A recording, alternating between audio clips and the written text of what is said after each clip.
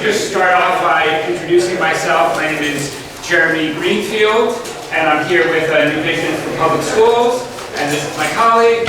Hi everybody, I'm Jessica Sasko, and I also work with New Visions for Public Schools with Jeremy. Great. And so as you know, in this session, we're going to be going first. We'll go like the first 20 minutes or so, right? 15 minutes. Then we'll have Achieve Atlanta present, and then we'll have time for discussion afterwards. So the name of our first presentation here is From College Decision to Post-Secondary Commitment, and we're going to share with you a systems approach to supporting 27 high schools in New York City. And first, if you're not familiar with New Visions for Public Schools, we're a school support organization in New York City.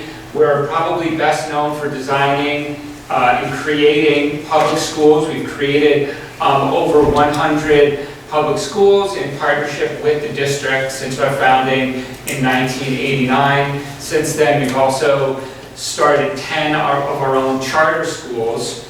So we have 81 core schools in our network, but over the past 3 to 5 years, we've developed a web tool that now is available to all schools in New York City.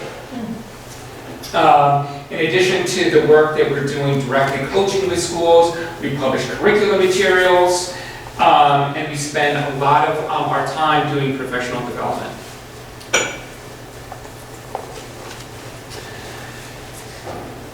One body of work, and obviously, right, like all the organizations, we do a lot, but today what we want to do is really just focus on one body of work that we call the Post-Secondary Advising Model, which is a scalable approach to supporting adults across a group of schools in New York City to implement systems to ensure all students are prepared for their post-secondary choice. Right, so we're supporting them through the college search, choice, and transition process. We're helping students identify whether or not college is their preferred choice, and if it's a work-based training program, we're going to help support them for that. And we have key elements of this model, the first of which is coaching.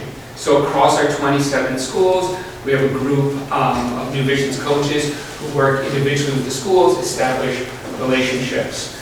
We also do data and tool support. So using the New Visions portal, this is the tool that I noted earlier that all schools in New York City have access to. We support the schools to use this tool to track key post-secondary milestones and indicators. We also will publish reports, create spreadsheets over the course of the year to help schools manage their portfolio. We also provide transition support in the name of a bridge program where we provide near-peer advisors to work directly with students in their high school senior year and into the summer as part of our commitment to saying we're not going to stop supporting students on the last day of graduation, but we're really committed to 2 months in additional support through the last day of August to make sure students have not only identified the next step, post-secondary choice, but are transitioning directly into it. We provide instructional resources, and then we also bring individuals from across these 27 schools together at periodic times through the year. Over the past 2 years, it's been by Zoom. Before then, we did it in person, where colleagues are learning from and with one another. What we want to really talk about today, or really focus on within this post-secondary advising model, is that we had a problem, which that we felt like we and the broader post-secondary community lacked a single metric by which we could gauge our success, right? Once upon a time when college was the North Star, you could say, that's it, just like in the high school space, graduation is the thing. Then you would say after high school, college is the thing. But we were listening to our community members, we were listening to students. We had a lot of individuals who were saying, well, we don't want to go to college directly. Maybe we want to go to college later, maybe I don't want to go to college. And so what we realized was by putting all of our eggs in the college metric, this was leading us down the wrong road, and we needed to establish a new metric by which we could organize our efforts. And so what we did was we replaced the concept of college decision with the metric of post-secondary commitment. And what you'll see is we're addressing two problems. The first problem was the word college, is that we didn't think the word college was inclusive. We still think that for most of our students, matriculating directly into a 4-year bachelor's program is going to be the most predictable, realistic pathway to a family-sustaining wage. But that doesn't mean what's true for many is true for all. We wanted to make sure that our language is inclusive for all. And then we have this word decision or choice, right? You know, schools will have college decision day. And then there'll be like parades. But what does decision mean? Like, you decided, but did you communicate your decision to the institution? Did you make your deposit? And what we realized was this lack of specificity within the schools and across the schools. Like someone thought, oh, college, this is what I think the word college choice means. Or this is what I think college decision means. But what does that actually mean? So what we did was we established this idea of a commitment. And one of the reasons we use the word commitment is we found that there's this body of research, both from behavioral science and college choice, that shows when you prompt people to make concrete and specific decisions and carry out those tasks, they're more likely to do what they say they're going to do, right? So we're saying not only, oh, it's great that you chose, but now we're saying, we're saying to these students, right, did you submit your deposit? Did you show your evidence of sending a deposit to your counselor? And we know that by doing so, students are more likely to do the thing that they say they're going to do, right? This is addressing the melt problem. We also found that the word commitments has benefits in terms of our program.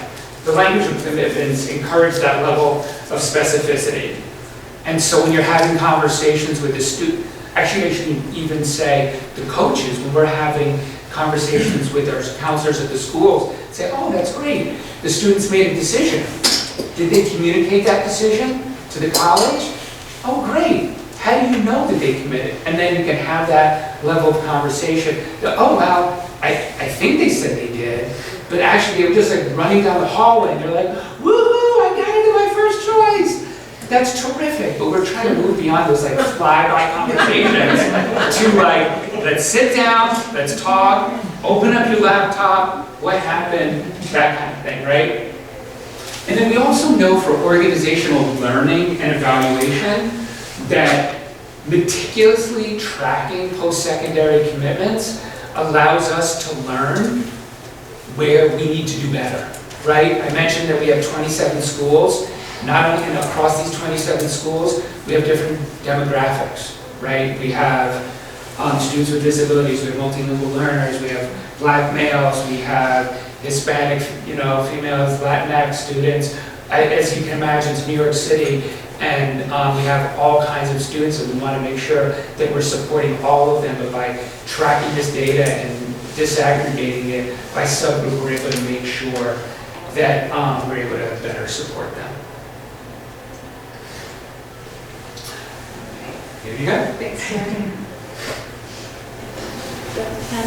So Jeremy talked about the tool that allows us to look at this data. So I'm going to take a little bit about it before I launch into how we're looking about adjusting it. So the portal is a tool that brings together data across different systems in the DOE. So I'm sure you probably had the challenge of like pulling data from this place and this place. So this aggregates it. So you can look at attendance data, you can plan for graduation. I'm sure many of you have the experience of working with schools that look through transcript by transcript to program students for graduation, look for areas or gaps. Well, this tool helps schools plan in that way, which takes out the human error. The other thing is it helps plan for state exams, so which students are close to getting all of their regions for graduation. For younger students, they include formative assessments. They've gone to school now to look at where students are going in terms of planning for each grade level. So those are a couple of things. The other things that are really great that are new about it is also the integration of CUNY data. So the City University of New York has a number of 2- and 4-year colleges, and we have a data sharing agreement with them. So when students get accepted, or maybe they've applied, but they haven't completed their application, all that data comes together in one place, right?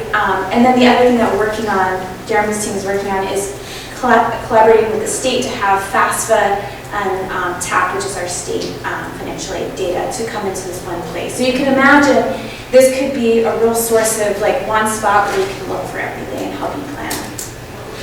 A couple of other things that we have in there as well are milestones and planning for post-secondary. And so Jeremy talked a lot about the commitments.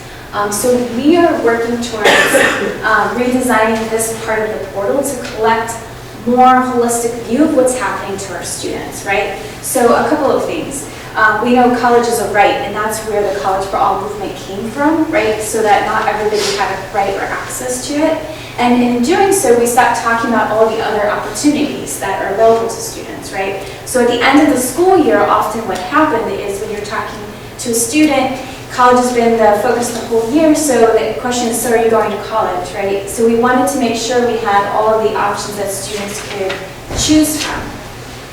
Previously, we had it as a false dichotomy, career or college, which sets students up to think about one or the other, which then goes back in time when we track students for one or the other. So setting up the tool in a way that doesn't prompt you to have that false dichotomy, where students can be thinking actively about both of those things. So you can see here, we have the different opportunities and pathways, and then you can see here that it's a more universal way of planning where students can choose a variety of different options. What's also nice about this is that it can prompt a counselor to think about all the different options. So my colleague Emily, who's over there, we thought about all of the different programs that were existing in New York City. So the students not ready for college, but they need support, right? They may be a student with a disability. We know that CUNY has a special program for them. They may not be getting college credit for it, but it's a bridge into college. So we listed some of those programs in there because it would cue a counselor to be like, oh, there's more options, right? If they're not aware. So redesigning the portal so that it includes all of these features. Okay, so it's one thing to have a tool with all of these features, but the other thing is how do we support counselors to have more information about what's available and out there? So these are some of the resources that we put together. Over here, we have transition guides. So we all probably have heard about Bridge to College and Summer Melt and all those things. But what are the resources and tools that counselors can use to help students plan for employment, plan for a career training program, because it's a whole different set of steps over the summer that you need to take to actually enroll. And so we put together these enrollment guides to help students and help counselors map out what those steps are. The college process is pretty clear about how that happens, but the other ways are not, right? One other area that we spent a little bit of time thinking about is when we look at the commitments, which will show you a snapshot of what it looks like, there are so many students who don't know, right? And so it worries us, right, that students leave high school and we're not passing them off to anybody. But what do we do with students who are undecided and not clear? So having a transition guide and putting together resources, these are all the organizations you can go to if you want additional college advising, if you want career exploration. Many of those organizations sometimes ask you to choose a path or a training program, but many don't. So where can we refer students if they're not sure? And then Emily designed this tool here, which allows a student, a counselor to actually sort and filter through by borough, by training program, by career type, fee or no fee. If you are a student with a disability, you're looking for a special program that would support you, then you can actually look through here. So all of these things are trying to get us to a place where we can have a better sense of what real commitments are. And so this is a snapshot across the schools that Jeremy described of what it looks like for just these schools. New Visions has 81 schools, but then we work with all schools in New York City in terms of utilizing the portal. Not surprising, you see many more students choosing college, certification programs a little bit smaller. Then you see almost 16% no documented plan, right? And this data was pulled from some of the portal and then some from the college counselors' trackers, right? The college career counselor trackers. And so what we're trying to do is get to a place where we have all of this in one place, in the portal, so it's not piecemeal anymore. And that we can also figure out what to do with the students who are undecided, and there's not a documented plan. By getting better at naming what those different pathways are, the resources for those pathways, and then supporting students with those plans so that they can make a real commitment. So what's next? Because we certainly haven't figured it out. A couple of things that we're working on. So starting earlier, right? So we all get excited about the 9th graders. We have systems to track their attendance, their performance in classes, right? And then 10th grade comes and they're kind of, I feel like 10th grade is always the forgotten class. Like, what do we do with them, right? Like, I've been here for a year now, so what happens? So spending more time in the 9th and 10th grade thinking about students' interests. What keeps them in high school, right? We know students who are attached to either a sport or an academy or a small learning community tend to graduate at higher rates. And then using their interests and that data through interest inventories, we're piloting some of that work to see if we can help students make more informed decisions about what they do with their high school time. So instead of talking to a room full of 9th graders and saying, how many of you want to go to college, right? Their hands go up. By the time you get to 12th grade, it's like a few are up, but not, well, many are up, but not as many. What can we do in the 9th grade to collect that information and data? And instead of just talking about college in this one way, let's talk about what electives you take, what extracurriculars are in your school, and get students really connected. So piloting some of that in the earlier grades, along with work-based learning. So we have a summer program, 5-week, with this year it will be about 400 students who get to have a work-based learning experience. They get information about career readiness, they get information about financial investing, so not just savings, but like actually where could you put your money so that you can have a return, right? Planning for retirement even, like you could have $1 million if you actually invested when you had your first professional job. And then industry capstones, we're playing around with like a work-based learning challenge with a workplace through a capstone that takes 2 weeks. And so what does it mean for the stuff to live in summer, and then what could it mean to live in the earlier grades in a school? Work underway. We'd love to have Department of Labor data. We don't. I know some states do, but that's something that we would love. And then also having enrollment data for the career training programs, right? So we get it through the National Student Clearinghouse for college, but not for the career training programs. And then finally, as I mentioned before, and you all are probably familiar, college bridge program is very popular. So we have coaches, near career coaches who work, but they're not really familiar with the career training programs or what to do with students who want other things. And so we need to spend more time prepping them in that way. And then also the bridge programs for the students who are undecided and saying it's okay that you're undecided. What referral can I make for you? So those are some of the things that we're still working on and figuring out.